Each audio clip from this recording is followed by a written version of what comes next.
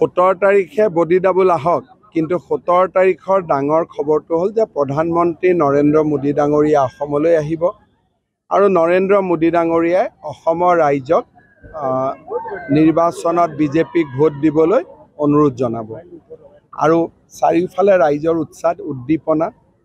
মই ভাবোঁ যে অসমত 13খন আৰু সমগ্ৰ ভাৰততে 400ৰ ওপৰত হ'ব।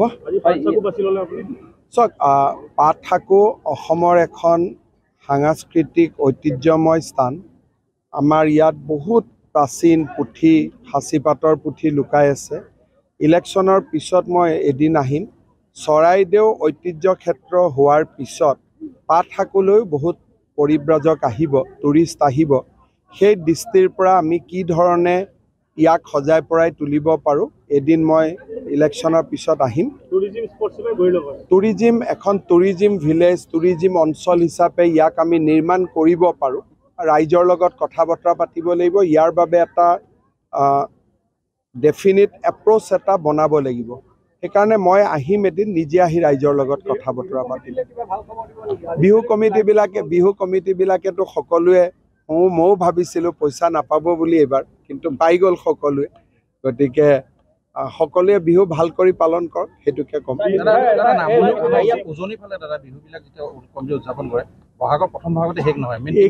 এইখন বিহুটোতো 11 মে'ত হ'ব, কিন্তু পোৱাটোতো পাই গ'ল।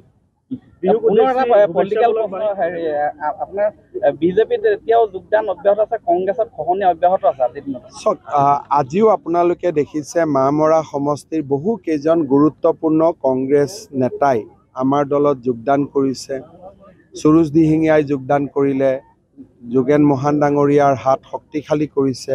আৰু আজিও মই বহুত দিনৰ পৰা চিনি পাওঁ বহুকেইজন পুৰণা, সেন শৰ্মাকে আদি, দাদুল বৰুৱা, বহুত কেইজন পুৰণা কংগ্ৰেছী নেতাই আজি বিজেপি দলত যোগদান কৰিছে।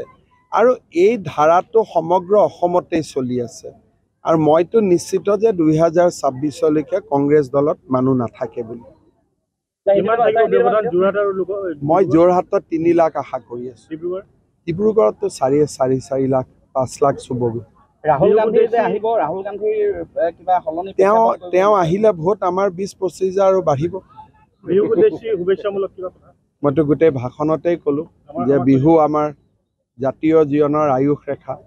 বিহুৱে মানুহক ওচৰ চপাই আনে। এইবাৰো বহাগে আমাৰ মাজত শান্তি, সমৃদ্ধি আৰু মৈত্ৰীৰ এটা নতুন যুগৰ সূচনা কৰিব।